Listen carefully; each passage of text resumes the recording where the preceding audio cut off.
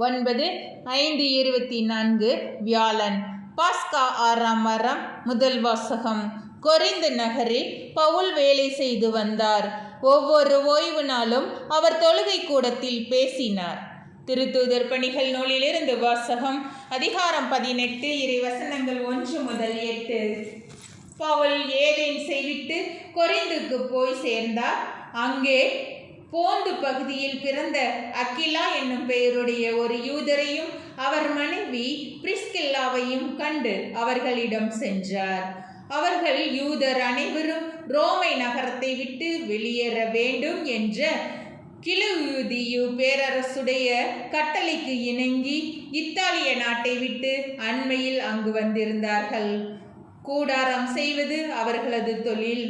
தாமும் அதே தொழிலை செய்பவராதலால் பவுல் அவர்களிடம் தங்கி வேலை செய்து வந்தார். ஒவ்வொரு ஓய்வு நாளும் அவர் தொழுகை கூடத்தில் யூதரிடமும் கிரேக்கரிடமும் பேசி அவர்கள் நம்பிக்கை கொள்ள செய்தார். சீலாவும் தீமோத்தேயுவும் மாசிதோனியாவில் இருந்து வந்தபோது பவுல் இறைவாக்கை அறிவிப்பதில் ஆர்வத்தோடு ஈடுபட்டிருந்தார். இயேசுவே மெசியா என்று அவர் யூதரிடம் சான்று பகர்ந்து வந்தார். அவர்கள் அதனை எதிர்த்து பழித்துரைத்த போது அவர் தமது மேலுடையில் இருந்த தூசியை உதறி, உங்கள் அழிவுக்கு நீங்களே பொறுப்பு, நான் அல்ல, இனிமேல் நான் பிற இனத்தாரிடம் செல்கிறேன் என்று கூறினார். அவ்விடத்தை விட்டுவிட்டு கடவுளை வழிபடும் தீத்தியுஸ்து என்னும் பெயருடைய ஒருவரின் வீட்டுக்கு போனார்.